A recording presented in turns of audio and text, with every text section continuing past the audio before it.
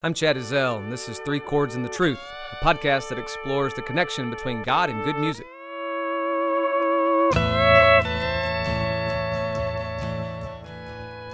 My guess is that whenever you pull up your music player and you open up that new playlist, especially if it's country music, you don't expect to hear words about reptile aliens that are made of light and cut you open to pull out all your pain. Fair warning, this may get a little bit strange for you if you're not used to the words of Sturgill Simpson and other artists like him. Those are lyrics in one of his songs, Turtles All the Way Down, and it doesn't sound like typical country music because Sturgill Simpson is anything but typical. And he's not alone. I first found Sturgill Simpson and his work, I guess about 10 years ago. Metamodern Sounds in Country Music was his first big-time album, and it came out in 2014. It's 2024 now. So 10 years ago, I started listening to Sturgill Simpson. And from the first time I heard him, I liked it. I mean, he sounds like old school country music, and it sounds good and just kind of like stuff that people listened to for generations before me. And so before long, it's on repeat in my office, and I listen to it all the time. Interestingly enough, about my office, I'm a minister in a church, and so my office is in a church. And so people come and they walk down the hall by my office, and I wonder how many times they heard Sturgill Simpson's lyrics and music coming out of my office.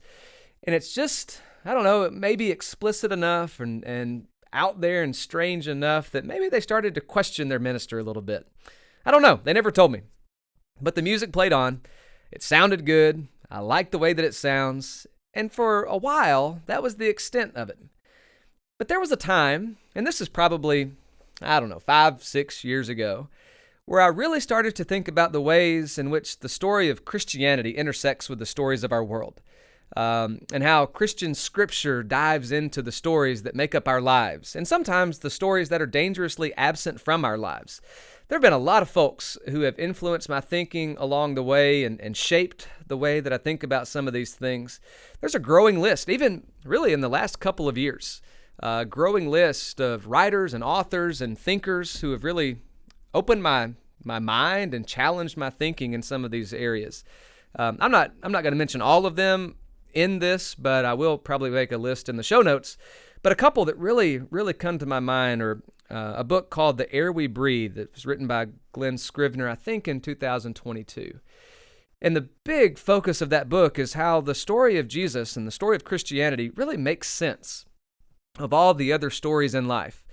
And I know you may think, well, that doesn't really apply to what we're talking about. I mean, we're Sturgill Simpson, but it will.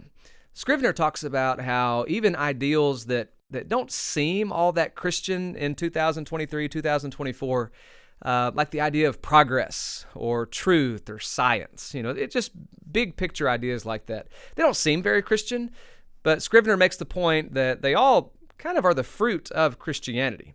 And so the very fact that we value progress and we value knowledge and gaining insight and freedom and things like that, those are products and fruit of Christianity. More about that later. Another book that was really influential in my thinking just came out a few months ago. It's by a guy named Brierley, who you may know from Unbelievable podcast or Ask NT Write Anything. But he wrote a book called The Surprising Rebirth of Belief in God. And what he primarily does through that book is a lot of what Glen Scrivener does in The Air We Breathe. But Brierley talks a lot about this new atheism, the one that was championed by, Hitchens and Richard Dawkins and Sam Harris, and gained a lot of momentum about 10, 15 years ago. But what Brierley does is kind of show how that new atheism really left people unfulfilled and did not deliver on the promises that it was going to make the world a better place. In fact, he traces it through and shows that a new atheism really contributed to immorality and a lot of evil and pain and suffering in the world. And in recent years, people have come to realize that something is still missing. And so there are a lot of writers who are kind of pinpointing this idea that something's missing in our world, something's off in our world, and maybe it's the story of Jesus that we've kind of pushed to the back burner and shunned for several years, even generations, that really makes sense of everything that's going on. For me, writers like Scrivener and Brierley are great, but my journey through this really started with a guy named Andrew Root. He's from the United States, I believe Wisconsin. He's a college professor. But he wrote a series of books, Ministry in a Secular Age series. And he takes a look at church and ministers specifically, and how faith is formed in a secular age. And he really plays off of a guy named Charles Taylor. Charles Taylor is a sociologist who wrote a massive work called A Secular Age. And just to give you a way too short summary on that, it's like 1,000 pages or something. Real short summary is that a secular age diagnoses our time, our culture, society right now in the West as increasing secular, which is a term that he uses basically to say that we don't see any transcendence in our world today. We don't believe that there's any divine action. When I say we, I don't mean me and maybe you. You're listening to this podcast, I guess, because you like Sturgill Simpson and God, and I applaud you for that. That's great. And so when I say we, I'm talking about people that mainly live in our day and time, our culture, our society, people that make it up, right? So they believe that there's no transcendence and there's really no divine action, that God may or may not exist, but if he does exist, he's definitely not involved in the affairs of our world, which explains in a lot of people's minds the existence of evil and pain and suffering. No divine action, no transcendence. And it's the idea that maybe if I do acknowledge that something or someone is out there, I still have no idea who or what it might be. And because of that, I have no idea how to find out who or what it might be, and definitely no way to even approach it. This is the old Karl Barth idea that a God who is God cannot be approached by humans. It must be that God would make himself known and available to be known. And maybe in our world today, we just don't believe that kind of thing happens anymore. And so our culture, our world right now has, I think, this increasingly secular worldview where there's no transcendence, no divine action. We don't know what's out there. We don't know if anything's out there. We definitely don't know how to approach whatever's out there if it is. So that kind of mindset coincides with the view of our culture that holds authenticity as a most desirable attribute. I mean, think about it. Without any higher power to be true to, we are really left to be true to ourselves. If I don't believe there's a God, why would I hold myself to a standard that perceived God implores on people? For many, this has become the highest of ideals, authenticity. We no longer hold ourselves to a long-held standard of belief or behavior just because some old man in the sky said that that's what we ought to do. Those are Sturgill's words, not mine. We don't do that anymore because, well, the old man's not the standard. The old man may or may not even be there in our world's thought, and so why would I do what he is supposed to have said for us to do? It's my truth that matters now, and so I get to live out my truth. Authenticity is the great goal of life today. Inauthenticity is the greatest sin of life today, and that's just really the world and the time that we live in right now. I'm not saying I like it. I'm not saying that I agree with it, because there are huge parts of this that I don't like. There are a lot of things here that I don't agree with, and I don't think Scripture agrees with these things, but that's the world that we live in, and that's where we got to start.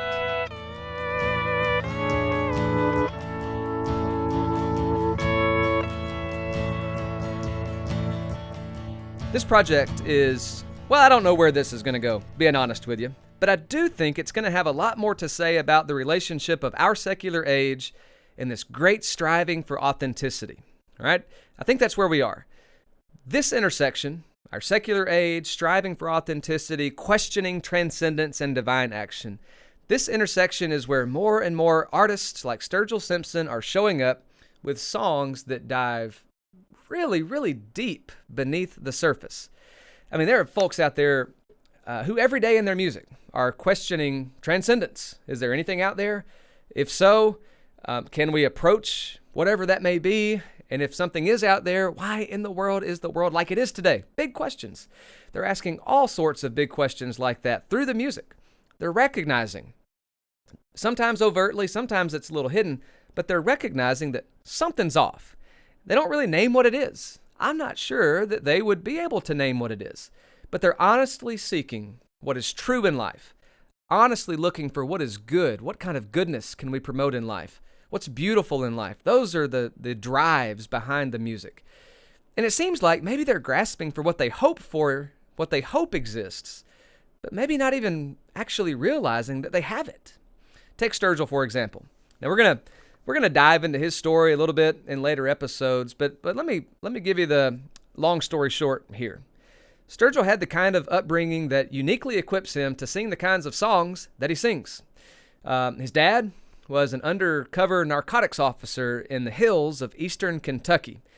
And if you know anything about that part of the world, you know that that's one of the most drug-riddled places in the nation.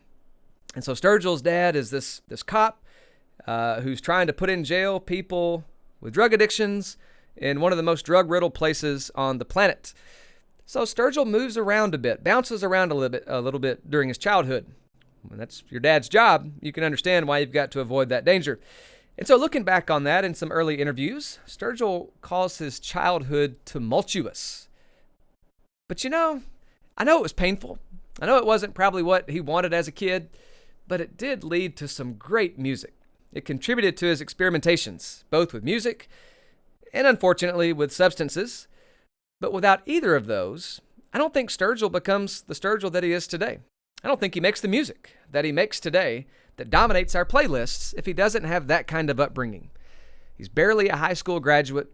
When he's finished with high school, he enlists in the military. He goes out and serves in Japan for a little while. He comes back and he's not really doing anything with his life. And so he goes to work at the railroad, and he goes out west and works on the railroad. And eventually his wife says, you're not terrible at the singing and the playing thing. You make pretty good music. Maybe you ought to pursue this thing while you can. And so he goes to Nashville, and he tries to make it at Nashville, and it's tough. It's tough. So he's got this long history of problems and a lot of suffering and a lot of, empty promises and a lot of things that didn't go his way. But all of it kind of puts him in the unique position to play the kind of music that we love. There's a lot of grit in that, a lot of hardship, a lot of struggle, and it comes through in his music, the way he plays and his lyrics. But there's also something deeply spiritual in his music, something deeply spiritual in his writing. Depending on the song, you may hear Sturgill write about some Buddhism. He'll talk about Buddha as the one who shows him the glowing light within.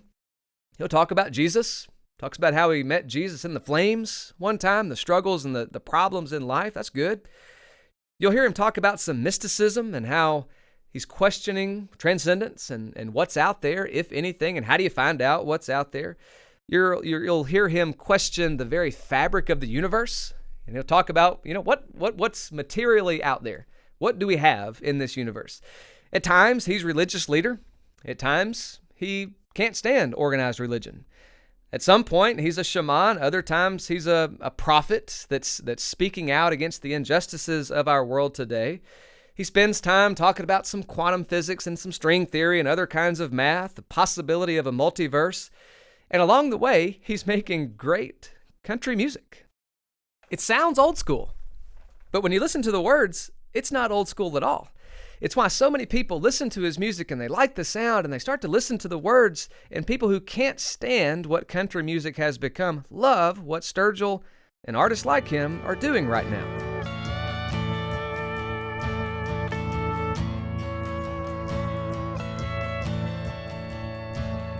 So again, I don't know exactly where this project is going to go, but what I will attempt to do is dive deeply into the songs of Sturgill and others like him, and I want to talk about the stories that they tell.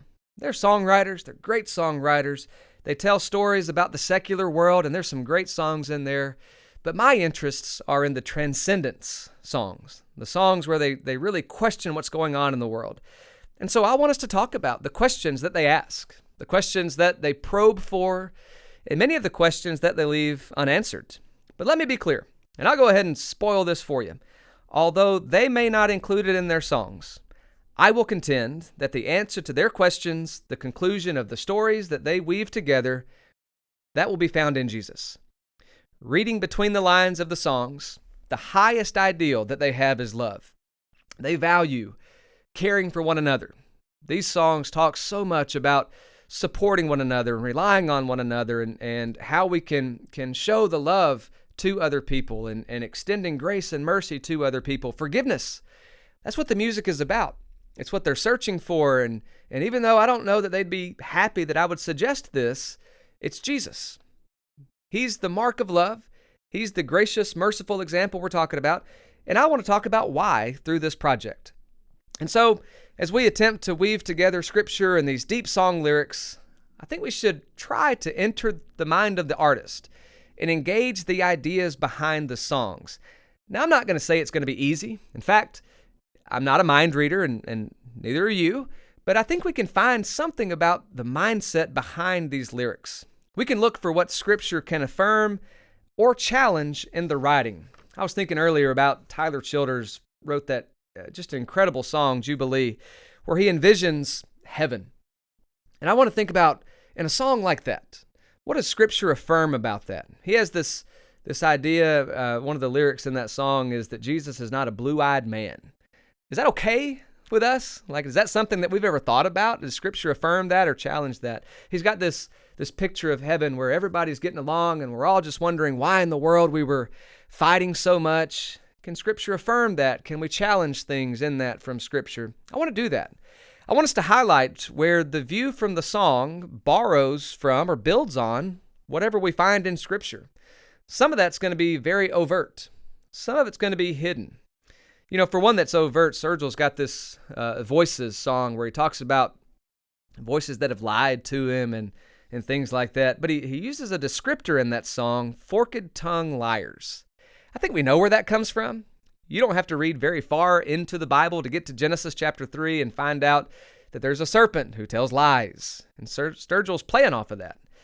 Other times, maybe when he and others are questioning God and maybe the existence of God, or maybe the practices and the behavior of God, just the very idea that you could question that and have the freedom and liberty to profess those questions, that's a product of Christianity. That's the fruit of Christianity. It builds on the freedom and liberty that we get from Scripture.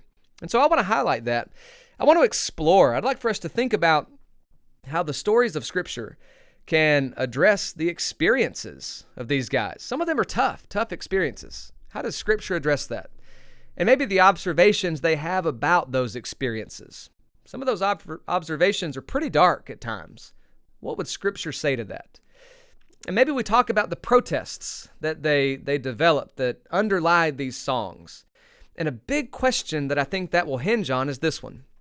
Whatever they're protesting or unhappy about and railing against, are they arguing against God, or are they arguing against someone's interpretation of God?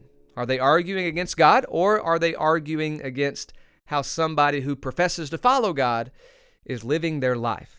More on that in a few minutes. But at this point, I want to be clear about one thing.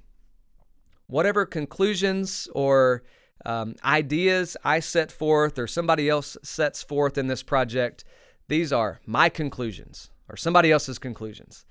These are not the conclusions of Sturgill Simpson or Tyler or anybody else. These are not somebody else's. They are mine. Their writings intentionally leave holes in the story of life. All right? They ask questions and sometimes don't answer those questions. Sometimes their writing creates holes in the stories of our lives by pointing out that things are not what they ought to be and pointing out how things are difficult and hard and just wrong sometimes. This project is my attempt to show how the God of the Bible fills every hole. Let me lead off with this one. I hit on it a few minutes ago, earlier, but let's build on it here. Sturgill condemns the old man in the sky, right? And turtles all the way down. That's kind of the focus at the end there. He condemns the old man in the sky for the gaping holes where there's no love and there's no peace and things aren't good and there's no hope for anything to ever get any better. But what I really think Sturgill's doing is condemning the actions of people who claim to follow that man in the sky. There's a breakdown in reasoning here. The old man in the sky who receives the brunt of Sturgill's criticism actually showed up in the flesh in Jesus of Nazareth. And there's never been a better picture of pure love than Jesus. Now, I'm not going to go all preachy in this, but I am a preacher. But what I want to tell you is that Jesus told his people that they should be characterized and recognized by their love. That's John chapter 13, if you want to read it for yourself. He washes the feet of the disciples. He tells them to go and do likewise, go serve other people, because it's by the love you have for one another that they will know you are mine. Those are not my words. That's not my interpretation of Jesus. Those are the very words of Jesus. Now, we, and I say we, I mean people who profess Christ and try to live as Christians, we've probably spent a lot of time not living up to that ideal. But that's not God's fault. That's my fault. If I don't do what I'm supposed to do, that's not God's fault. That's my fault. Now, we'll flesh this out a little bit later in other episodes. We'll dive into some really deep discussions of God's sovereignty in this world. What does it mean that God's in control and God's in power? We'll talk about that. And I'll be honest with you, we'll have to open the discussion of open theism versus closed theism, and does God really know everything that is going to happen? Is it all within his will? Those are pretty big questions, so we're going to hold off on it for now. But I guess it's enough to say it's not God's fault when I don't do right. It's my fault. I'm a free will being. I can choose what in the world I want to do, and a lot of times I choose the dumb thing. So sometimes, maybe we've taken the name of Christ, but not so much his lifestyle. And the result is that we've given people who are seeking something true and good and beautiful in life, we've given them a faulty view of who God is. Maybe this is why somebody like Jason Isbell will sing about God is a pipe bomb that's ready to blow. Or Zach Bryan maybe is wondering why at 6 a.m. when he's all messed up again, where in the world's God been? Well, maybe that's a faulty view, right? Maybe it's not God that should be blamed. Maybe it's those of us who claim to follow God. Maybe the people who reject God are not rejecting God, but they're rejecting our interpretation of God. You ever thought about it? Maybe they are rejecting our representation of God. I really think that's what Jason Isbell is getting at in his song, Last of My Kind. And if you know that part where he sings about the homeless guys walking around in the dead of winter and he's sleeping on the filthy ground and nobody seems to care and everybody walks past him like he's not even there. That's not a God problem. That's a God's people problem. In the same song, Isbell talks about how Mama said God won't give you too much to bear, and that might have been true in Arkansas, but we're a long, long way from there. We are. But it's not God's fault. It's our fault. Something's off. Shouldn't happen that way, but it does. It's not God's fault if we don't act right. It's ours if we've taken the name of Christ and neglected to live like it. It's the Gandhi quote, "I like your Christ, but I do not like your Christians." Now, if you press me on it, I would say that Gandhi paints with too broad of a brush at that point. But I do get the sentiment.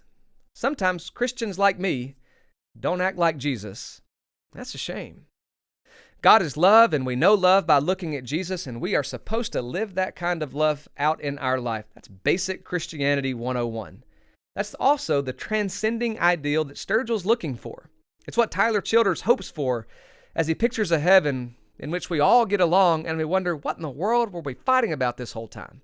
It's what the world needs. It's what we need. Because honestly, we've had enough of everything else. This pure, transcending love that we long for can only be divine in nature. Left to our own devices, you know this. Humans trend more towards hate than towards love. That old man in the sky that Sturgill bemoans, he gives us a better story. In the center of that story is Jesus, God in the flesh, who comes to live on this planet, who chooses, on his own accord, to empty himself in the ultimate act of sacrificial love the world's ever known. And in emptying self on the cross, he overcomes despair, overcomes death in the resurrection. And so the result is that in his death, we have life. There's never been a better picture of love than Jesus of Nazareth. And that's what Sturgill longs for. That's what Tyler Childers hopes for. It's what the world needs today. Or, in some of the more authentic lines of Sturgill Simpson, love is the only thing that ever saved my life. 3 Chords in the Truth is about exploring the intersection of God and good music, uncovering what's real, what's good, what's beautiful in the music, and thinking about how it points us to what is true, what's really true.